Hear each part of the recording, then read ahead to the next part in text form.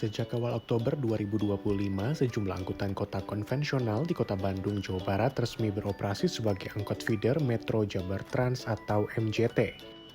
Salah satu koridor yang beroperasi saat ini melayani rute Soekarno-Hatta hingga Jalan ABC Kota Bandung.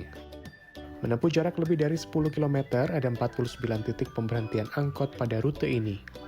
Di antaranya kawasan Buah Batu, Jalan Sunda, Jalan Kosambi hingga kawasan Sultan Agung.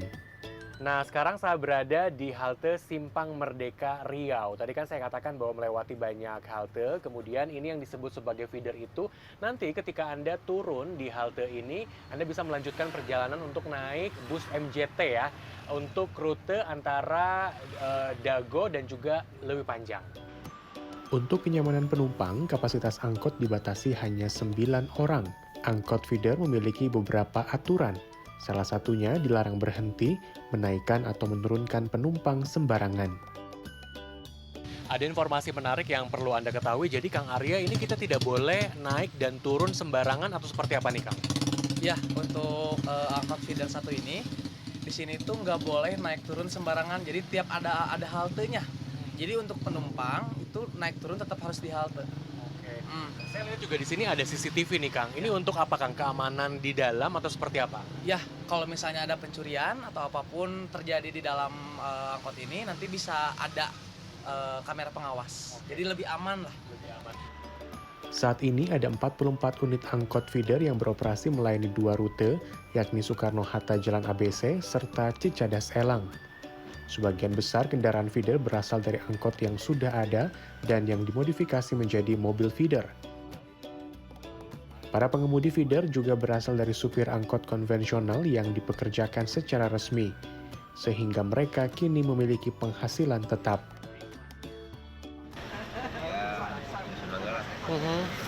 Kenapa Pak senangnya? Digaji tenang gitu ya. Kalau dulu memang pendapatan nggak tetap Pak? Enggak. Tergantung apa Pak? Tergantung kadang-kadang Nombok ya. Sebagai bentuk digitalisasi, pembayaran angkot dilakukan secara non-tunai sebesar Rp4.900 dengan menggunakan kartu uang elektronik hingga kris. Baru beroperasi kurang dari 1 bulan, rata-rata sebanyak 200 penumpang menggunakan fasilitas ini setiap harinya.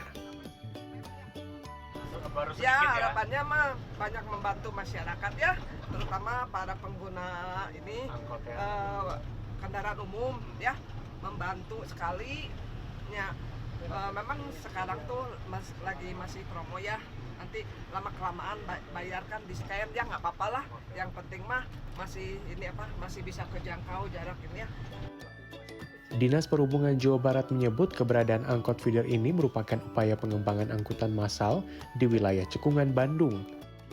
Operasional angkot feeder nantinya juga akan terintegrasi dengan moda transportasi BRT yang rencananya akan memiliki 21 koridor untuk melayani kawasan Bandung Raya.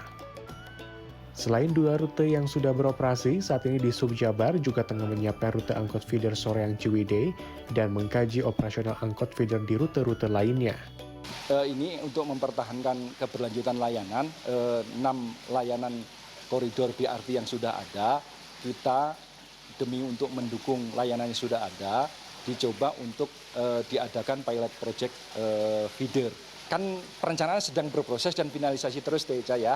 Dengan perencanaan itu diharapkan nantinya bukan hanya rute BRT yang lebih lengkap dan lebih dibutuhkan oleh masyarakat, tetapi juga perencanaan untuk kebutuhan feeder.